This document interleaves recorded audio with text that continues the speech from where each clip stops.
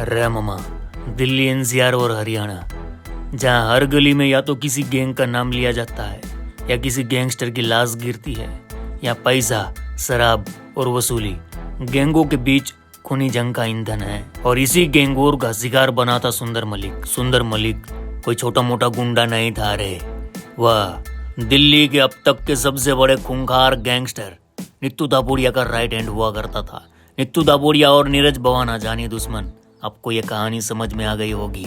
तो सुंदर मलिक को मारने वाला कौन था पता है? 21-22 साल का छोकरा हिमांशु भाऊ। हिमांशु भाऊ इस वक्त विदेश में बैठा है और इतना खतरनाक बन चुका है कि भारत के कई राज्यों में एक के बाद एक लगातार वारदातें किए जा रहा है।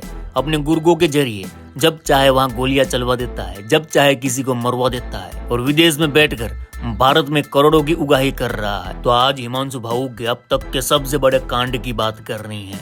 एक ऐसा कांड जिसने पूरे हरियाणा को हिलाकर रख दिया था। हरियाणा के साथ साथ दिल्ली एनसीआर भी हिल चुका था। आज से 1-1.5 साल पहले हरियाणा के एक ढाबे पर एक बड़े डॉन को 40 गोलियां मारकर मौत के घाट उतार दिया जाता है। ये पूरी कहानी सुनकर आपके रोंगटे खड़े हो जाएंगे, तो वीडियो में बने रहना भाई।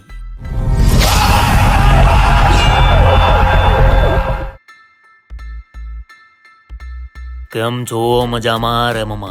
आज की कहानी में आगे बढ़े उससे पहले एल्विस यादव को लेकर जो न्यूज आ रही है उस पर बात कर लेते हैं। यूट्यूबर और बिग बॉस ओटीटी के विजेता एल्विस यादव के गुरुग्राम सेक्टर 57 स्थित घर पर हुई अंधाधुंध फायरिंग ने उनके फैंस और शुभ चिंतकों के मन में डर चिंताएं पैदा कर दी हैं। फायरिंग के बाद फैंस सोशल मीडिया पर लगातार एल्विस यादव के उनकी खैरियत पूछ रहे हैं। एल्विस ने सोमवार को सोशल मीडिया पर अपनी पहली प्रतिक्रिया दी। उन्होंने कहा, आप सभी की शुभकामनाओं और चिंताओं के लिए मैं दिल से शुक्रगुजार हूँ। मैं और मेरा परिवार बिल्कुल सुरक्षित और स्वस्थ हैं। आप सबके प्यार और दुआओं के लिए धन्यवाद। उन्होंने साफ कर दिया कि डरावनी घटना के बावजूद उनके परिवार को कोई नुकसान नहीं पहुंचा है। एल्विस यादव के घर पर हुई फायरिंग मामले में जांच तेज हो गई है। हरियाणा पुलिस की स्पेशल टास्क फोर्स और क्राइम ब्रांच की टीम है हमलावरों की तलाश में जुट गई है। एसटीएफ ने विदेश में बैठे 3 गैंगस्टर हिमांशु भाऊ, नीरज फरीदपुरिया और सुनील सरधानिया की लोकेशन पता करने के लिए एक बार फिर से जांच तेज कर दी है। लोकेशन का पता चलते ही इंटरपोल की मदद से तीनों को देश वापस लाया जाएगा। लेकिन कैसे? हिमांशु भाऊ वह गैंगस्टर है जिसके खिलाफ रेड कॉर्नर नोटिस भी जारी हो चुका है और हरियाणा और दिल्ली पुलिस कई सालों से इसकी तलाश भी कर रही है, लेकिन इसका कोई अता पता नहीं है। पर वह विदेश में रहकर भारत में एक के बाद एक लगातार क्राइम करता जा रहा है, तो उसे कैसे रोक पाएंगे, उसे कैसे पकड़ पाएंगे, ये सबसे बड़ा सवाल है। अब आते हैं आज की हमारी कहानी पर। इस कहानी की शुरुआत होती है नीतू दापोडिया बनाम नीरज भवाना गैंग वॉर से। नीतू दापोडिया हरियाणा और दिल्ली एनसीआर का सबसे दबंग और अपने इलाके का सबसे खूंखार डॉन। इलाका यानी पूरा राजधानी क्षेत्र और पूरा हरियाणा क्षेत्र। दूसरी ओर था नीरज भवाना, दिल्ली का दाऊद कहा जाता था। उसका दबदबा आज भी है दिल्ली एनसीआर में। वही नीतू दापोडिया का साथी हुआ करता था सुंदर मलिक। तो आज की हमारी कहानी सुंदर मलिक के इर्द गिर्द ही है, तो उसकी बात कर लेते हैं। सुंदर मलिक का जन्म सोनीपत जिले में हुआ। साधारण परिवार से निकलकर उसने पढ़ाई लिखाई छोड़ दी और धीरे धीरे गलत संगत में आ गया। गांव कस्बे की गलियों में उसके दोस्त उसे सुंदरा कहकर पुकारते।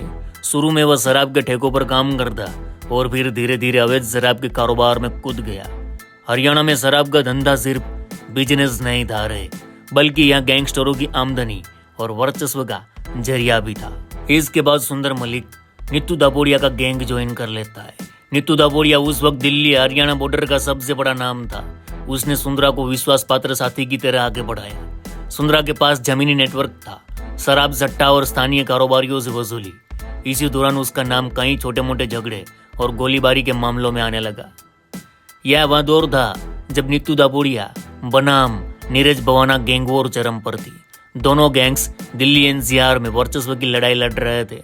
नीतू दापोडिया तेज तर्रार दबंग और इलाके का बादशाह। नीरज भवाना अपने रिश्तेदार और दोस्तों के बड़े नेटवर्क के सहारे तेजी से बढ़ता गैंगस्टर। सुंदर मलिक नीतू दापोडिया का हथियारबंद साथी बन गए। उसका नाम कई बार शूटआउट और धमकियों में सामने आया। नीरज भवाना और नीतू दापोडिया गैंग की दुश्मनी ने ही आगे जाकर हरियाणा दिल्ली के अंडरवर्ल्ड को 2 हिस्सों में बांट दिया। नीतू दापोडिया और नीरज भवना गैंग्स के बीच गैंग वॉर ऐसी चलती कि मानो कोई गाजर मूली काट रहा हो, ऐसे इंसानों को ये काट देता।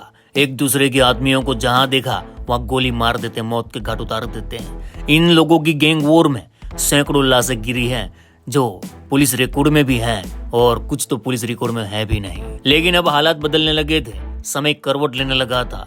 नीतू दापोडिया 2013 में एनकाउंटर में मारा जाता है, वहीं नीरज भवाना 2015 में जेल पहुंच जाता है। गैंग वॉर कहीं ना कहीं कम होती जा रही थी। उधर सुंदर मलिक अब दिल्ली से हरियाणा जा चुका था, वहां अपना शराब का कारोबार फिर से शुरू कर दिया था और साधारण सी जिंदगी जीने लगा था। गैंगस्टरिज्म से कहीं ना कहीं अपने हाथ खींच रहा था, क्योंकि गैंग का लीडर नीतू दापोडिया ही नहीं रहा तो धीरे धीरे दापोडिया गैंग पूरा कमजोर पड़ चुका था। उधर नीरज भवाना का गैंग वैसा का वैसा था, उसने जेल से भी अपने नेटवर्क को ऐसे मजबूत रखा जिसमें नवीन बाली, राहुल काला, सुनील मान जैसे खूंखार गैंगस्टर काम करते हैं। लेकिन अब वक्त के साथ हरियाणा और दिल्ली से नए नए यंग लड़के गैंगस्टरिज्म में आ रहे थे और इन्हीं में से एक नाम था हिमांशु भाऊ, सन की क्रूर और सबसे खूंखार, जो अपने वारदात, अपने काम करने के तौर तरीके और अपने सन की पने से नीरज भवाना गैंग का सबसे खासम खास आदमी बन गया। नीरज भवाना के लिए काम करने लगा, जो अब नीरज भवाना के दुश्मनों को मारने की प्लानिंग बनाने लगा था, पूरी रणनीति बनाने लगा था और उनके दुश्मनों को ठिकाने लगाने लगा था। तब हिमांशु भाऊ की रडार पर आया सुंदर मलिक। एक तो सुंदर मलिक नीतू दापोडिया का साथी था, इसलिए नीरज भवाना का दुश्मन हिमांशु भाऊ का दुश्मन हुआ।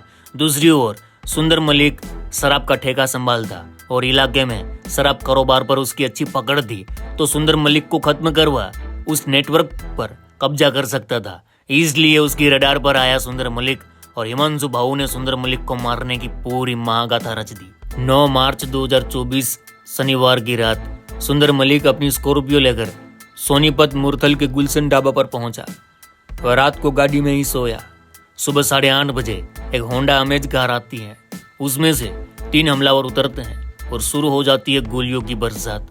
सुंदर मलिक ने हिम्मत दिखाई, एक हमलावर को पकड़ भी लिया, लेकिन दूसरा लगातार फायरिंग करता रहा। कोई 35 से 40 गोलियां दागी गई। सुंदर मलिक की मौके पर ही मौत हो गई। ढाबे पर खौफ और दहशत का माहौल था। पुलिस ने मौके से 35 से 40 खोखे बरामद किए।